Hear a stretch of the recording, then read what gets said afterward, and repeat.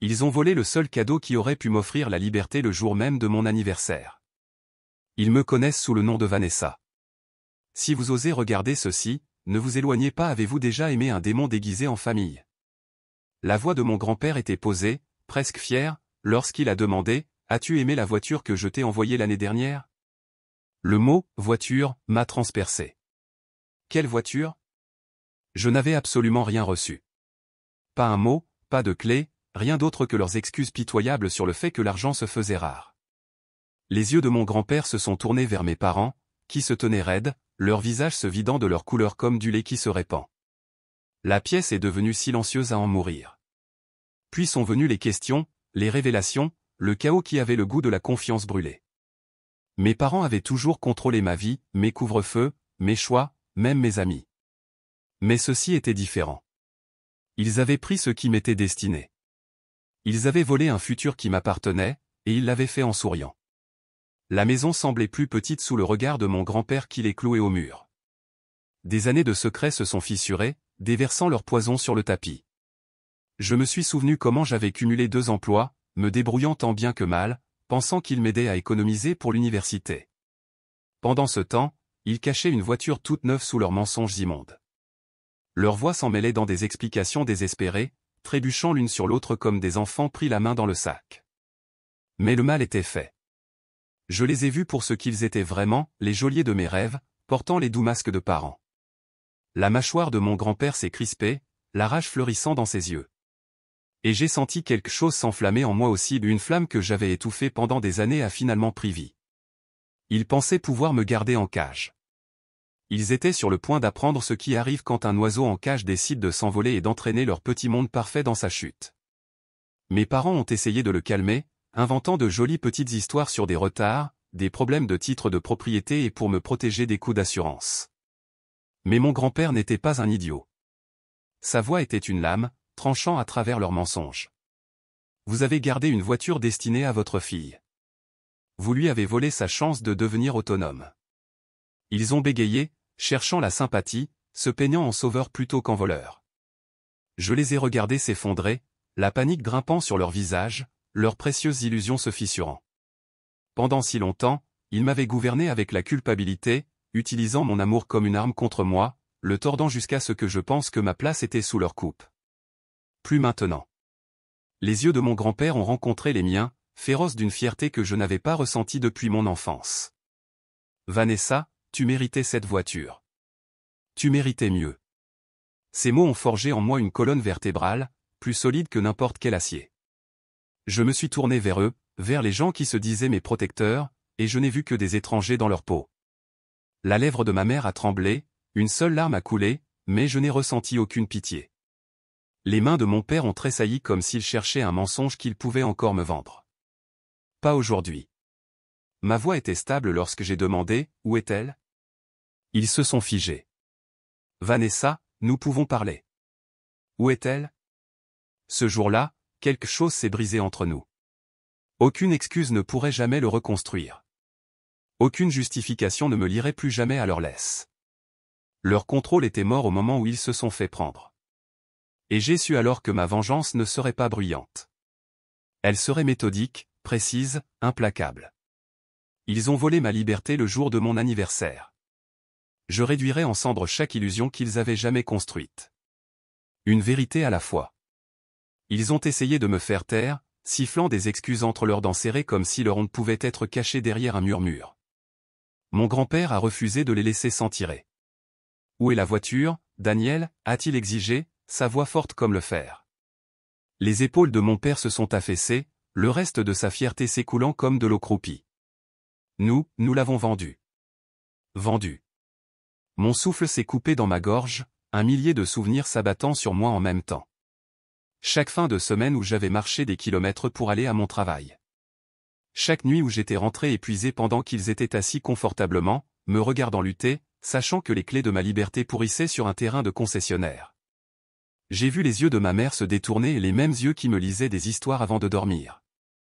Maintenant, tout ce que je voyais était la trahison. Nous avions besoin de l'argent, a-t-elle murmuré, comme si cela améliorait les choses. Ils l'ont dépensé. Ils ont vendu mon cadeau, mon avenir, et l'ont dépensé. J'ai senti mes genoux faiblir, mais j'ai refusé de tomber. La voix de mon grand-père a retenti dans le salon comme un glas funèbre. Pourquoi faire? Il ne pouvait pas répondre. Je savais déjà, leurs vacances, leurs cartes de crédit, leur image pathétique d'une famille parfaite construite sur ma souffrance. Ce moment a été ma renaissance. Je ne leur appartenais plus. Le feu en moi exigeait justice, pas seulement pour la voiture volée, mais pour chaque sacrifice qu'ils m'avaient pris sans demander. Je n'allais pas crier. Je n'allais pas supplier. Au lieu de cela, j'allais les faire me regarder m'élever, étape par étape, jusqu'à ce que je sois si grande qu'ils s'étoufferaient avec leur propre envie. Mon grand-père m'a fait un signe de tête, une permission silencieuse dans ses yeux, comme pour me dire qu'il était temps de me libérer. Et je lui ai promis d'un seul souffle, il ne me couperait plus jamais les ailes. Cette nuit-là, j'ai fait un petit sac juste l'essentiel car je refusais de respirer le même air qu'eux une seconde de plus. Mon grand-père attendait près de la porte, les mains fermes, les yeux brûlants d'une fureur tranquille qui m'a fait me sentir en sécurité pour la première fois depuis des années. « Vanessa, a-t-il dit, viens avec moi. » Aucune hésitation. Mes parents ont essayé de me bloquer, leur voix brisée et frénétique. « S'il te plaît, nous sommes toujours ta famille. » Mais il était trop tard. Une famille ne vole pas vos rêves. Une famille ne vend pas votre liberté en appelant cela de l'amour. Je suis passé devant eux, un millier de souvenirs s'effritant sous mes pieds comme des feuilles mortes. La camionnette de mon grand-père sentait le vieux cuir et un espoir nouveau. Tandis que nous nous éloignions, j'ai refusé de regarder en arrière vers cette maison empoisonnée. Il m'a emmené chez lui, une ferme tranquille à 1 heure de la ville, où les étoiles semblaient respirer plus facilement. Je me suis endormi dans la chambre d'amis, le silence m'enveloppant comme un nouveau départ. Mais la rage ne se repose pas, n'est-ce pas?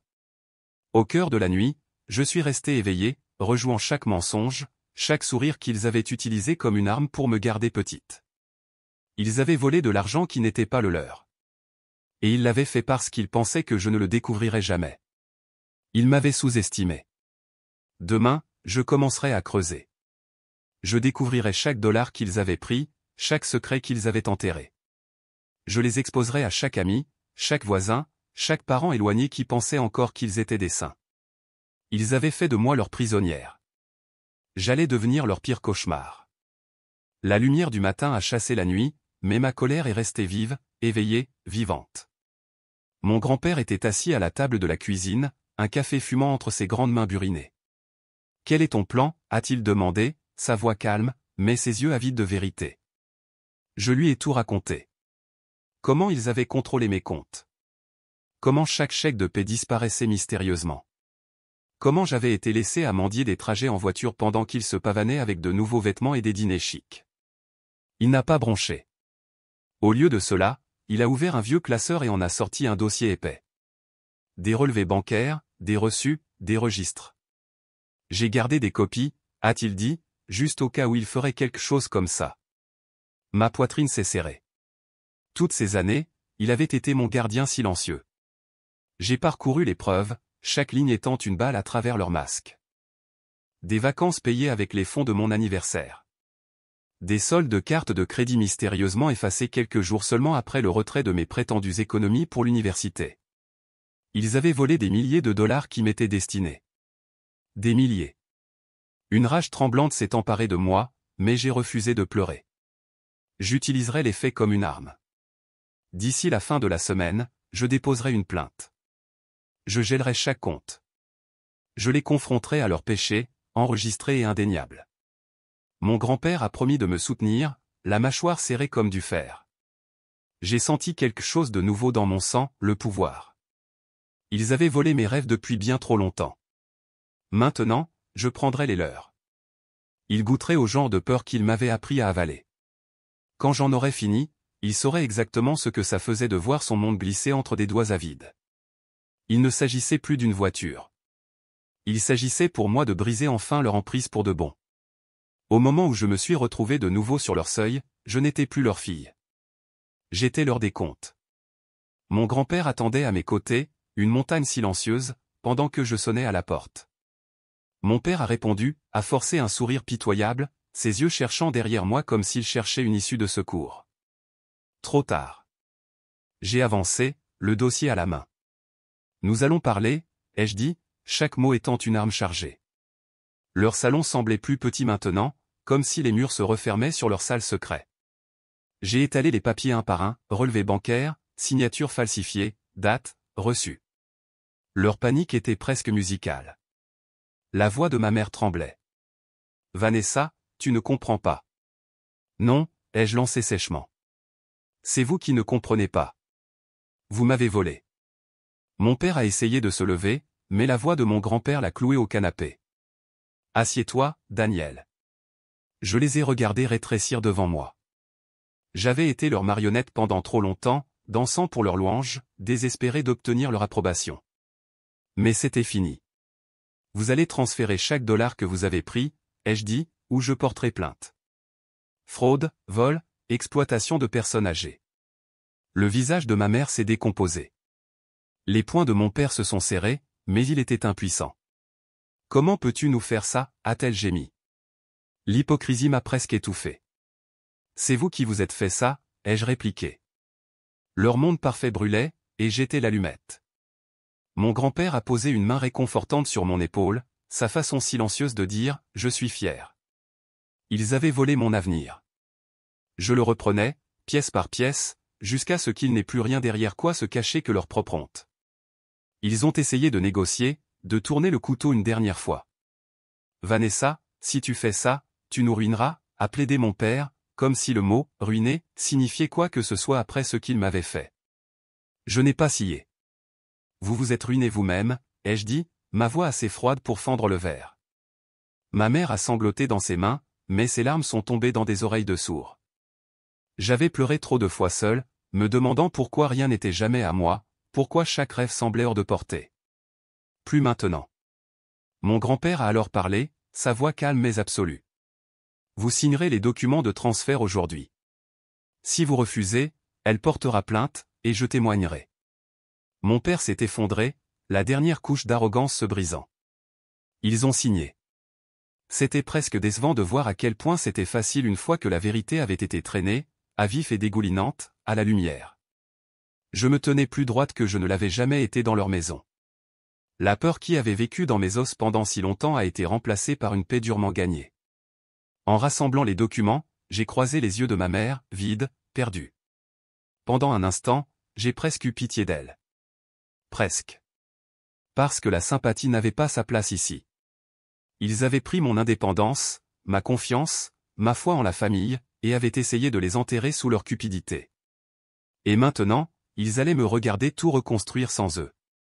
Je me suis tourné pour partir, mon grand-père à mes côtés, une sentinelle silencieuse. Ils pouvaient garder leurs excuses. J'en avais fini d'être leur victime. J'étais mon propre avenir maintenant, et personne ne me le volerait plus jamais. Il a fallu moins d'une semaine pour que l'argent arrive sur mon nouveau compte. Chaque centime volé a été récupéré. J'en ai utilisé une partie pour m'acheter ma propre voiture, les clés lourdes de Libération alors que je les tenais dans ma paume. Mon grand-père se tenait à côté de moi chez le concessionnaire, ses yeux brillants de fierté, comme s'il assistait à ma renaissance. Quand je suis parti ce jour-là, le moteur a rugi dans mes veines comme un cri de guerre. J'étais libre.